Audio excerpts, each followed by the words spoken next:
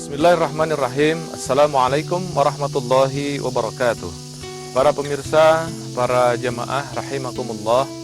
Pada poin ke-14 dari buku The Power of Syukur ini, kita akan kembali melihat potensi bagaimana kita bisa sampai kepada titik mental syakirin, ataupun masuk ke dalam kondisi kita memiliki jiwa kesyukuran, masuk pada zona the power of syukur. Kita ketahui dalam beberapa bahasan, nomor ke-3 kalau nggak salah sama ke-7, di sana berbicara tentang ada makhluk Allah yang sengaja menghantam kemampuan syukur kita.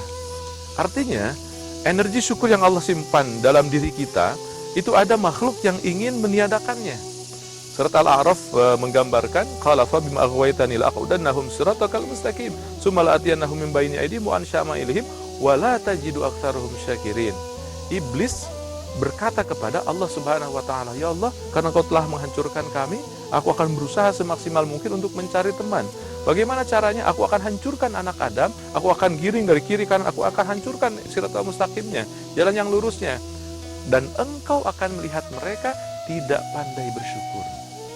Artinya, iblis akan menghantam manusia, meniadakan kemampuan syukur. Nah, ini yang harus kita tangkap. Berarti kalau kita ingin masuk dalam zona kesyukuran, kalau kita ingin menjadi orang yang pandai bersyukur, kita harus bisa berantem, kita harus bisa melawan, kita harus bisa meluluhlantahkan kekuatan iblis. Apa yang disebut dengan iblis? Banyak para ulama mendefinisikan, salah satunya adalah iblis itu adalah leluhurnya bangsa jin. Iblis, setan, jin itu satu bangsa. Kalau jin itu kan dari makhluk yang tidak terlihat, dari kata janna. Janna itu samar. Jadi mereka itu tidak terlihat. Saking luar biasanya menggoda kita. Mereka itu menggoda kita dan tidak kasat mata, kita tidak bisa melihatnya.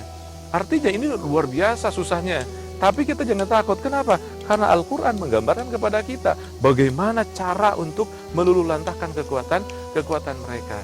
Nah, ketika kita tahu ada bahwa orang yang tidak pandai bersyukur adalah orang yang digiring oleh setan, oleh iblis, sehingga dia tidak menjadi orang yang penuh kesyukuran. Nah, sekarang kita bagaimana cara meluluhlantahkan kekuatan setan? Selain kita berupaya memasukkan cara hidup kita sesuai dengan aturan-aturan Allah Subhanahu wa taala, ada juga proses cara memproteksi diri, menghancurkan kekuatan iblis itu, yang diistilahkan dengan ar-ruqiyah. Ar-ruqiyah itu adalah bacaan-bacaan yang akan membersihkan diri kita dari godaan setan. Salah satunya Rasulullah SAW mengajarkan kepada kita sebelum tidur kita membaca ayat kursi, kemudian al-ikhlas, kemudian al-mu'awwidhatani ditiupkan, kemudian dibasuhkan ataupun diusapkan ke sekujur tubuh. Itu pun salah satu cara untuk masuk di zona kesyukuran. Kemudian yang kedua, ketika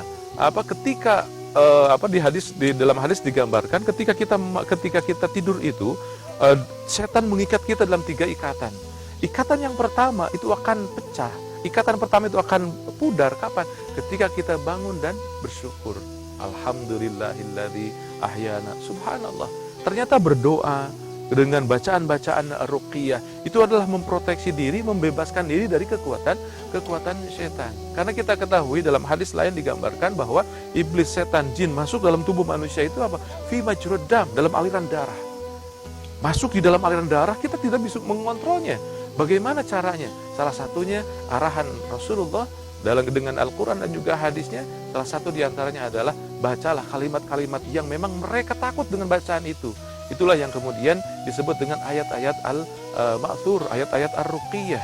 Kata Rasulullah, la ba'sa birruqa ma lam yakun fihi syirik. Nggak apa-apa, jampe-jampe bacaan ruqyah itu nggak apa-apa selama di dalamnya tidak ada bacaan ataupun juga keindikasi untuk menjadi kesyirikan. Maka memperkuat diri dengan ruqyah misalkan.